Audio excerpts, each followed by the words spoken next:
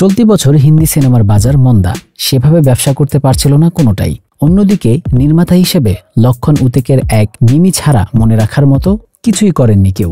সেই সিনেমাটাও এসেছিল ওটিটিতে, বক্স অফিসের হিসাব সেখানে ছিল না। হিন্দি সিনেমা আর লক্ষণ উতেকরে উদ্ধার করেছে সাবা। গত 14ই ফেব্রুয়ারি মুক্তির পর থেকে সেই যে বক্স অফিসে ঝড় তুলেছে, 35 দিনেও সেটা কমার লক্ষণ নেই। তবে মুক্তির পর বক্স অফিসে ব্যবসার সঙ্গে প্রবল বিতর্কও উস্কে দিয়েছে সাবা। এই সিনেমায় মোগল সম্রাট আওরঙ্গজেবকে খলনায়ক হিসেবে দেখানো হয়েছে, যা নিয়ে মহারাষ্ট্রে রীতিমতো হিন্দু ও মুসলিম সম্প্রদায়ের মধ্যে সংঘর্ষ বেঁধে গেছে। আওরঙ্গজেবকে নিয়ে বিতর্ক উস্কে দিয়েই কি এত ব্যবসা করল সিনেমাটি? ভারতীয় গণমাধ্যমে মুক্তি পাওয়া হিন্দি সিনেমার বক্স অফিসের আয় প্রকাশ করে। একটি গণমাধ্যমের তথ্য মতে মুক্তির 35 দিনে কেবল ভারতের বক্স অফিসেই 571 কোটি 40 লাখ রুপি আয় করেছে সাবা। সারা দুনিয়ার বক্স অফিসের নিরিখে এই আয় 752 কোটি 15 লাখ রুপি।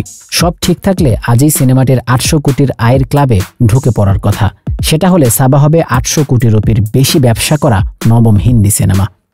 সাবা সিনেমাটি মারাঠা সম্রাট শিবাজি মহারাজের ছেলে সাম্ভাজিকে ঘিরে, আর সম্ভাজি মহারাজের চরিত্রে অভিনয় করে তাক লাগিয়ে দিয়েছিলেন ভিকি কৌশল। খুব বেশি বাজেটের সিনেমায় কখনো ভিকিকে আগে দেখা যায়নি।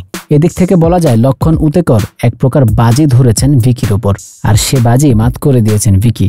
বেশিরভাগ সমালোচকের মত, সিনেমার নির্মাণ নিয়ে অনেক খুঁত ধরার অবকাশ থাকলেও ভিকি একদম নিখুঁত। বলা যায় তার অভিনয় দেখার জন্য এই সিনেমা দেখা সার্থক। সাবা গল্প শুরু হয় মোগল সাম্রাজ্য আওরঙ্গজেবের দরবার থেকে।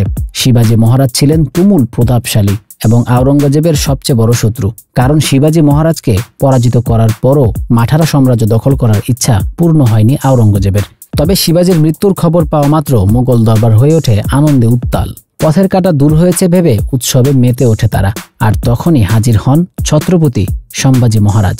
কিছু সংখ্যক সৈন্য নিয়ে হুট করেই মোগলদের সম্পদশালী শহরে বোরহানপুরে আক্রমণ করেন, গুড়িয়ে দেন সাজানো নগর, লুট করেন সব সম্পদ। এ আক্রমণের মাধ্যমে সরাসরি মোগল শাসনকে চ্যালেঞ্জ করে সম্ভাজি।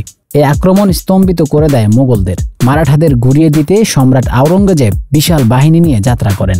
অন্যদিকে মারাঠা সাম্রাজ্যের ভেতরেই দানা বাঁধতে থাকে ষড়যন্ত্র। নিজের পরিবারের ভেতর থেকে সম্ভাজিকে সরাতে উঠে পড়ে লাগেন অনেকে। একদিকে মোগল সেনা, অন্যদিকে পারিবারিক বিদ্রোহ। এ দুটি কি সামাল দিতে পারেন সম্ভাজি? কি হয়েছিল তার পরিণতি? সাবাতে এই কাহিনীকেই দেখানো হয়। কেন এই বিতর্ক? মারাঠি শব্দ সাবা, অর্থ সিংহ শাবক। মহারাজা সম্ভাজির চরিত্রে ভিকি কৌশল ভূয়সী প্রশংসা পাচ্ছেন, কিন্তু সম্ভবত তার চেয়েও বেশি আলোচনা হচ্ছে ছবিতে আওরঙ্গজেবের ভূমিকায় অভিনয় করা অক্ষয় খান্নাকে নিয়ে। অনেক সমালোচক লিখেছেন, ছবিতে সম্ভাজিকে নির্যাতনের দৃশ্যগুলো এতটাই ভয়াবহ ও জীবন্ত ছিল যে হলের ভেতরে বহু বাচ্চা ছেলে মেয়ে ভয় পেয়ে কেঁদেই ফেলেছে। ভারতীয় এক গণমাধ্যম লিখেছে, একজন নিষ্ঠুর স্বৈরাচারী ও একই সঙ্গে দক্ষ শাসকের ভূমিকায় আওরঙ্গজেবের এমন শির দ্বারায় ঠান্ডা স্রোত বইয়ে দেওয়া, অথচ সংযোজিত চিত্রায়ন আমরা আগে দেখিনি। এর আগে 1988 সালে শ্যাম বেনেগাল যখন জওহরলাল নেহরুর আত্মজীবনীর ভিত্তিতে দূরদর্শনের জন্য ভারত এক খোঁজ নামে টিভি সিরিয়াল বানিয়েছিলেন, সেখানে আওরঙ্গজেবের ভূমিকায় ছিলেন প্রয়াত অভিনেতা ওম পুরী। সাবা সিনেমায় একটি গুরুত্বপূর্ণ চরিত্রে আছেন অশুতোষ রানা।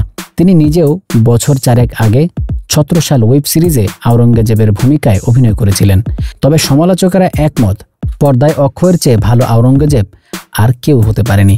অক্ষয় অভিনীত চরিত্রটিতে তেমন সংলাপ ছিল না, কিন্তু নিজের অভিব্যক্তি দিয়েই নিজেই যে নিষ্ঠুরতার পরিচয় দিয়েছেন অভিনেতা, সেটা চমকে দেওয়ার মতো।